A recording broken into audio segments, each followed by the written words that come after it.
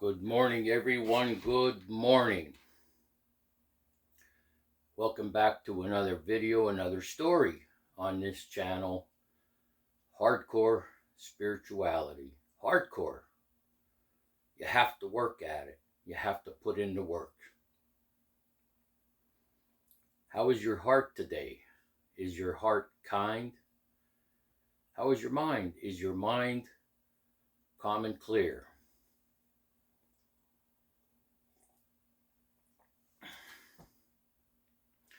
I couldn't find my camera stick, so you're propped up against a jar of nails.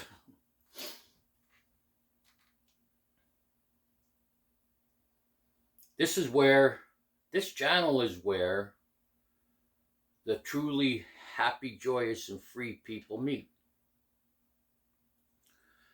And today we're going to talk about the success rate of AA has dropped dramatically because of rehabs. And I have nothing against rehabs, okay?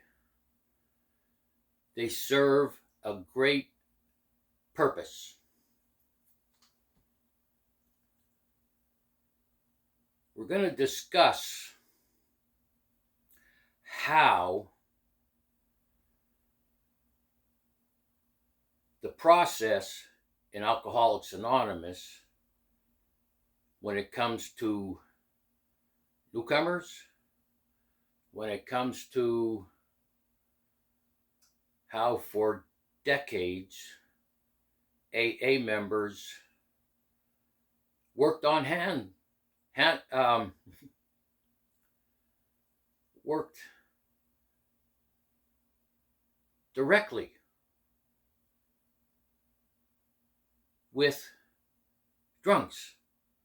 I call them active drunks. And then it changed. I often talk about how I was raised in AA. And I say that because the people around me were raised by people, sponsored by people whose roots were in the 60s and 70s. In other words, in 1988, my sponsor had 4 years. So that takes us back to 1984.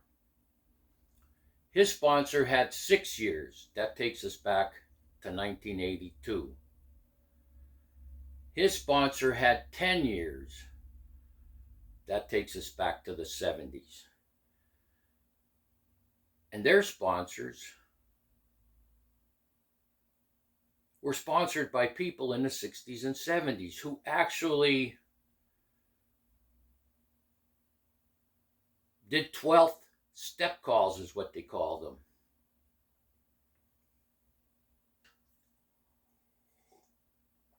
They actually focused working hands-on with drunks, having them live in their homes. And they went by the book. So what changed?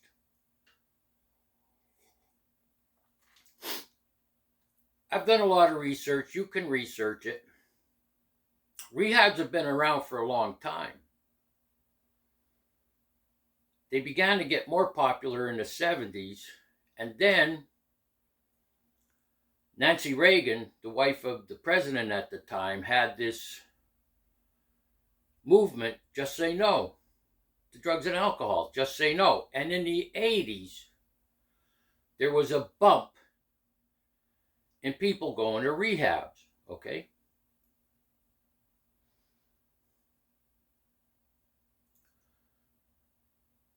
I was probably the last generation, and when I say generation, I'm talking about time periods, like in the 80s, early 90s. I was the last generation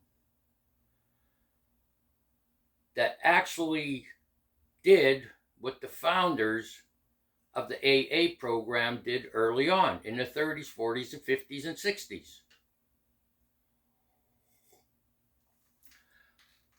So my name was on a list in 88, along with other people, that if they got a call from someone who wanted to go to a rehab, the AA hotline would call people on that list. So-and-so just called, they want to go to a rehab. So we were dispatched to that person's home to talk to them. And they weren't always sober, okay? Let me repeat that. We were dispatched to that person's home that made the call. I want to go to a rehab.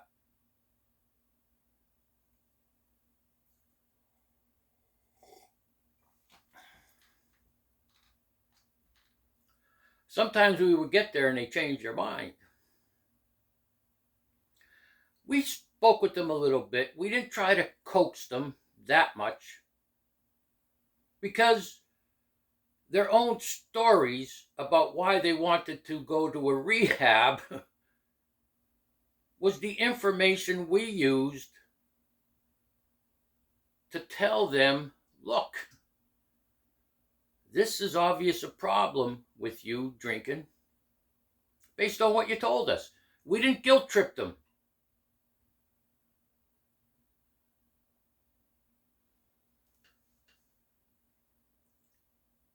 And a lot of times these people were still drunk.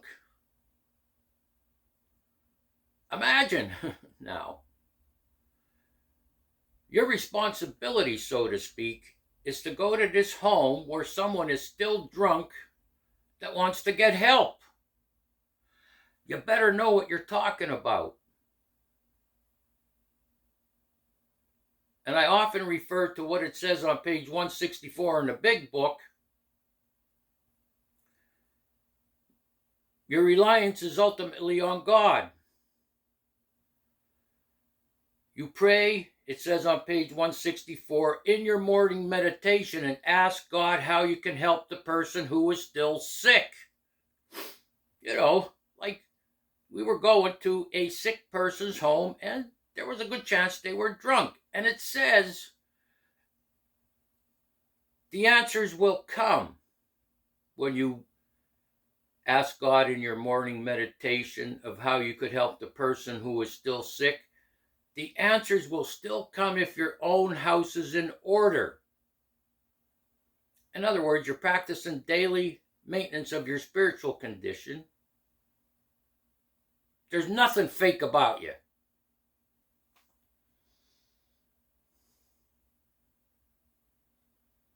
So you just can't send anybody to a home where a call came from and they want to go to a rehab.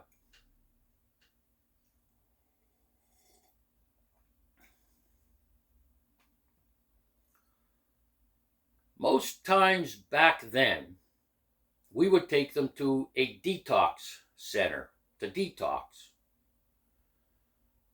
So the detox was made aware we were going to this person's house, and chances are we were going to show up with this person at a detox center. So, like I said, you're talking to a drunk now. It's not like somebody that walks into an AA meeting today, right? And there's this format you have to follow. And you can't focus on them because of the format. And if they say something about themselves, I'm talking about today at a meeting, if they say something about themselves, you know, those 2 or 3 people that always have to speak at a meeting will say something back to them. And I've seen it a lot of times where those people, you know, the 2 or 3, will say something to this newcomer, and the newcomer will say something like, that's not what I meant. And then the person chairing the meeting will say, no cross-talking. Well, I grew up in a different era. So when we were at a drunk's house, we didn't say no cross-talking.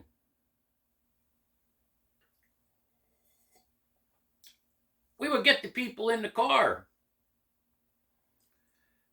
sober and drunk. Imagine being a newcomer, you have this person in the vehicle, and somebody with more experience on 12-step calls is driving. Well, the guy runs out of booze because guys went with guys. And then I'm sitting there and I'm listening to the person with more experience say, we need to stop at a liquor store to get this person liquor. So now we're not only interacting with a drunk who wants help. Now part of that process is we got to go get some liquor to give to this person so they don't start having DTs, delirium tremens, on their way to the detox. A lot of times, warning about what I'm about to say is graphic. A lot of times these people shit and pissed in the back of your car, spilt booze all over the back of your car.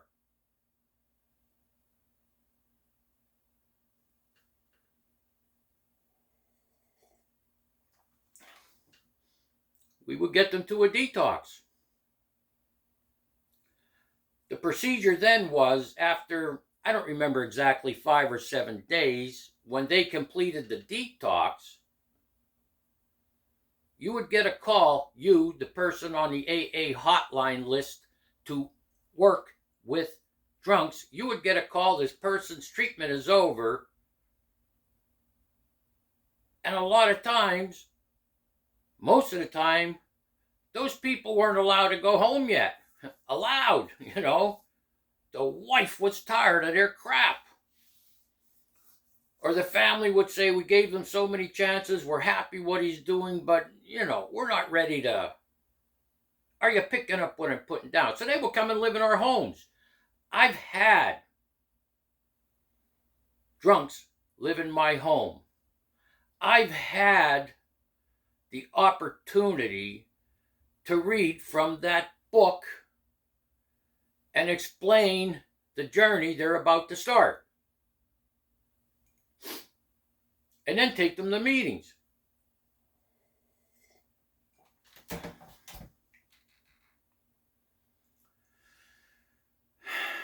Because that part is now done by rehabs. A person calls, they want help, they get assigned to a rehab, which has detox centers. They stay in a rehab, hopefully, for the time they commit themselves to. They not only learn about the steps, they get counseling. So what AAs actively used to do, that ended. For the most part, it ended. Rehabs do the job now. And I have nothing against rehabs, and this is the point I'm trying to get to at this moment.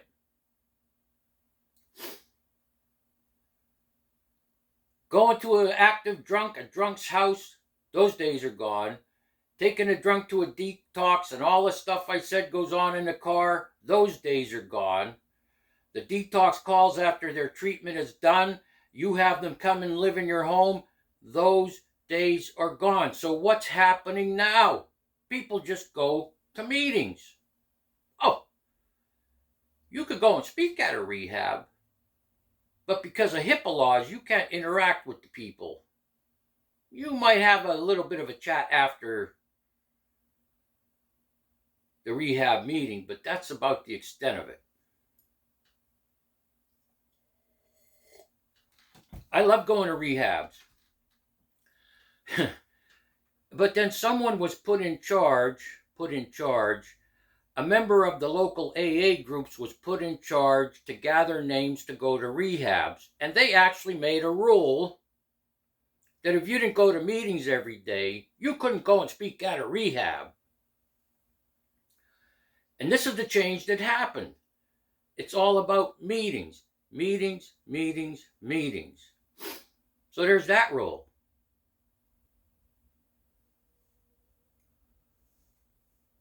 Somebody comes in now to an AA meeting, a newcomer, chances are they went to a rehab. I don't know how it is where you live. Where I live, they call it redneck AA. I don't know why. A person will come in, speak a little bit, because there's a format. You can't have the focus on a newcomer. God forbid, right? You got to know them.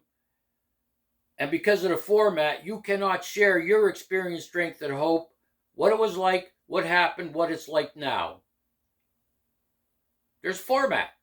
There's no interaction. It doesn't become personal. And if they have a question, there's no cross-talking.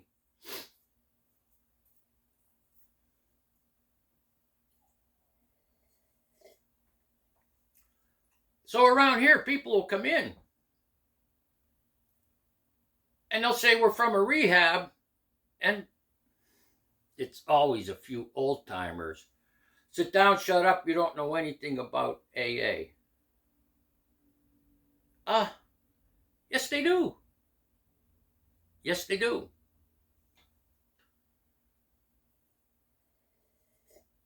And so it's turned from having empathy, okay? That empathy and compassion where you have to actually go to a drunk's house, all those things I described, those days are over. And it's changed to,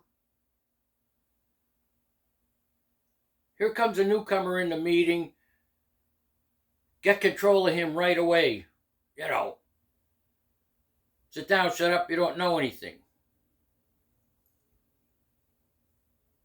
Or that's not how we do it here.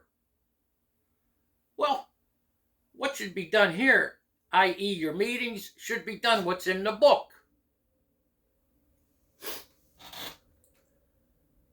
You see, back in that time that I described in 1988,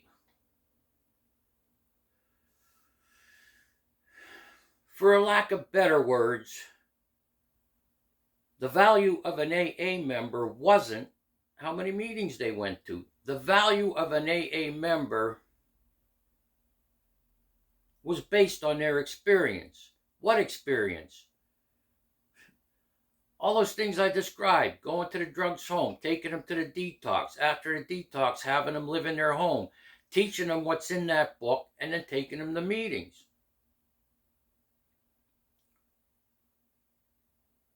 People valued that. A newcomer would come to a meeting back then and they would hear something about sponsorship and they would say, talk to that person about being your sponsor. And that person was the person that did all of those 12-step calls, okay? They're not all successful, but that's their experience. They have a gift. Remember I said you can't send just anybody to a 12-step call. So a newcomer would come in and they would say, talk to that guy right there. He's had drunks live in his home. He has a success rate. They probably didn't say that to the newcomer because you're in a fog. You don't understand all this stuff. But those people at that time wanted newcomers to be placed in the hands of someone who could be trusted to go by the book. And when I say what I said previously, for a lack of better words, because I couldn't find the words to describe it, when you did those things with drunks, you're an AA member and you went on 12-step calls, you had some value in that aspect. And somebody would say to a newcomer, when it comes to sponsorship, that guy there, because of his experiences working with drunks. Today,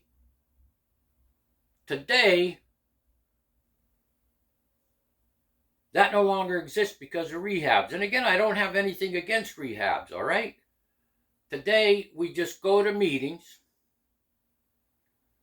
see who has the best story, because it's human nature. Listen, I've been to meetings where somebody said, well, yeah, I spent time in the county jail. Then somebody will speak, well, I spent time in state. Then somebody will speak, well, I was in federal, Or here's another thing that happens at meetings with people who have been around for a while, 2, 3, 4, 5, 6, 7, 8, 9, 10, 20 years.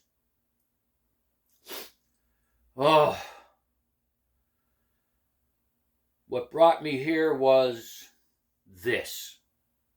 That made me demoralized. That was a horrible experience. And then somebody else has to up it. Well, my experience was worse. Then somebody else has to up that. Well, you don't have any idea. Here's what I went through. So it's people already sober, right?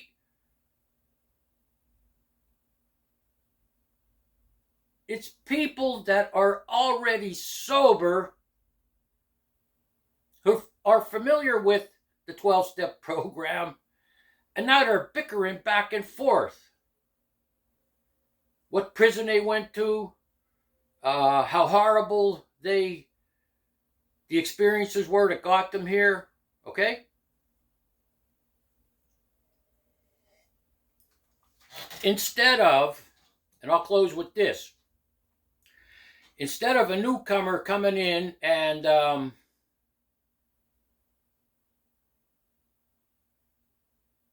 sponsorship comes up at a meeting, it's no longer talk to that person. The one that did a lot of 12-step calls, had people live in their home. It's, talk to that person. He goes to meetings every day. He has the book memorized.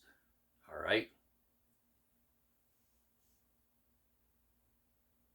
And I know people that had women actually live in their homes.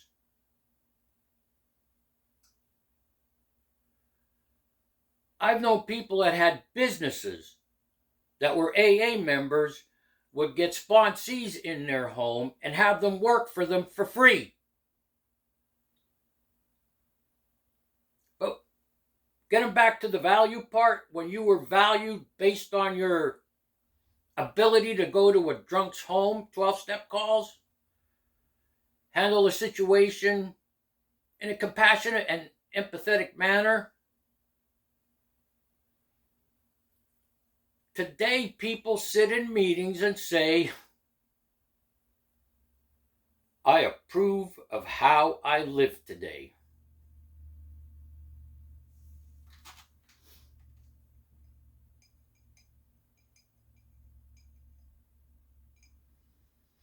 Make it an amazing day. Make it. It's your choice. It's your decision what kind of day you're going to have. So why not have a good day? Make it an amazing life. It's your choice. It's your decision what kind of life you're going to have. The old way,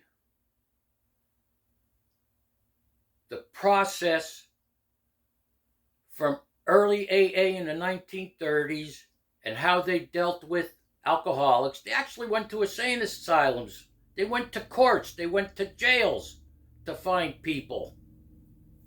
Those days are done. We're in this new era. And the success rate of AA has dropped. And there's a lot of meetings.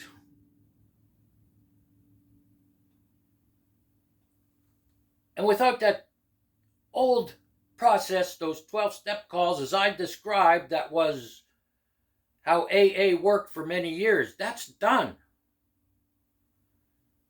AA meetings have become social places to go, and counseling places to go. If that's how you stay sober, without working the steps, without interacting with drunks,